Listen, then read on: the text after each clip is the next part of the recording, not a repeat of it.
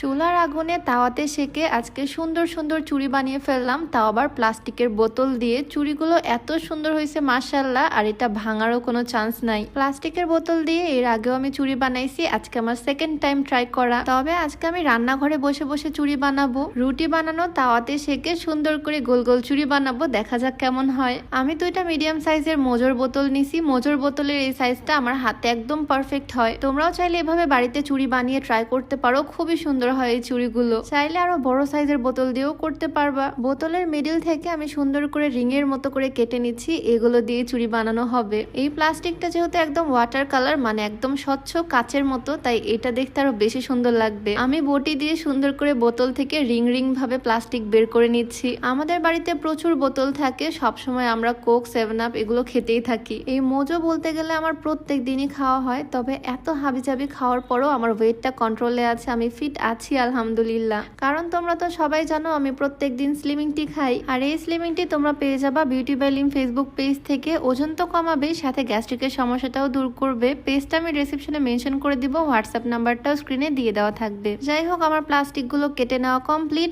এখন এগুলোতে আমি ইচ্ছা মতো একটু কালার করে নিব। আজকে যেহেতু আমি একদম নীল রঙের শাড়ি পরে আছি, তাই ভাবলাম নীল রঙেরই চুড়ি বানাবো। ইচ্ছা মতো কালার করে নেওয়া যায়। আমি একটু ডিজাইন করে ফুলের মতো শেপ করে নিচ্ছি। যার যেমন ইচ্ছা সে তেমন করতে পারো, যে কোনো কালার দিয়ে করতে পারবা। এইভাবে চুড়ি এর আগেও আমি বানাইছি, আজকে সেকেন্ড টাইম, আর আজকে আমি আরো বেশি এক্সাইটেড। প্লাস্টিকের রঙের মধ্যে নীল রংটা আরো বেশি ফুটে উঠেছে, মনে হচ্ছে আজকে চুড়িগুলো দেখতে আরো বেশি সুন্দর হবে। দেখো কি সুন্দর লাগতেছে এমনিতেই। কালার করা শেষ করে আমি এগুলোকে একটা প্লেটে উঠিয়ে নিচ্ছি। আজকে আমি চুড়ি রান্না করব।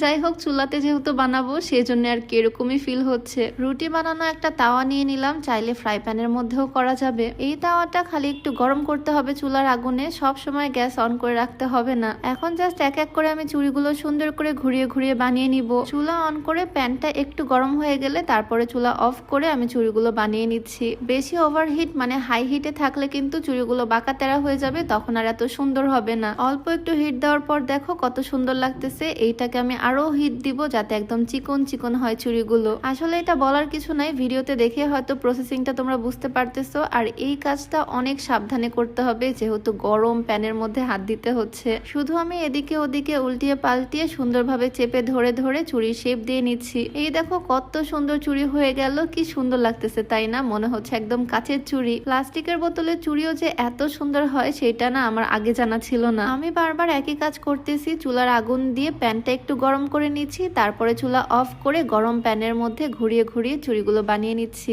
একইভাবে আমি সবগুলো বানিয়ে নিচ্ছি, আর সবগুলো চুড়ি একসাথে পরার পর তো খুব সুন্দর লাগবে। আজকে আমি আমার নীল রঙের শাড়ির সাথে ম্যাচিং করে চুড়ি বানাচ্ছি। শাড়িটা কিন্তু ভীষণ সুন্দর, আর সাথে আমার হাজবেন্ডের জন্য ম্যাচিং পাঞ্জাবিও আছে। এই ধরনের শাড়িগুলো পরতেও খুবই আরাম, কুচিগুলো কত সুন্দর করে হয়ে যায়। শাড়ির সাথে আবার ম্যাচিং ব্লাউজও আছে, খুবই সুন্দর একটা কম্বিনেশন। আমাদের দুজনকে কেমন লাগতেছে অবশ্যই জানিও। আর আমরা এই সুন্দর কাপল সেটটা নিয়েছি ফাল্গুন ফেসবুক পেজ থেকে। পেজটা ডেসক্রিপশনে মেনশন করে দিয়ে রাখবো, তোমরাও চাইলে পেজটা ভিজিট করে আসতে পারো। যাই হোক, এদিকে আমার সবগুলো চুড়িও বানানো হয়ে গেছে। চুড়িগুলো কিন্তু আসলেই মাশাআল্লাহ খুবই সুন্দর হয়েছে। ভিডিওতে কতটা বোঝা যাচ্ছে আমি জানি না, দেখে কেউ বলতে পারবে না এইটা আসলে প্লাস্টিকের বোতল দিয়ে তৈরি করা হয়েছে। প্রথম দেখাতে যে কেউ ভাববে এগুলো কাচের চুড়ি। এই সাইজটা আমার হাতে একটু টাইট টাইট মনে হচ্ছে, আর একটু বড় বোতল দিয়ে করলে হয়তো আরো সুন্দর লাগতো। তবে চুড়িগুলো দেখতে কিন্তু মাশাআল্লাহ আসলে অনেক সুন্দর হয়েছে। শাড়ির সাথে একদম ম্যাচিং করে বানিয়ে ফেললাম নীল রঙের চুড়ি। তোমরাও চাইলে এভাবে বাড়িতে ট্রাই করে দেখতে পারো।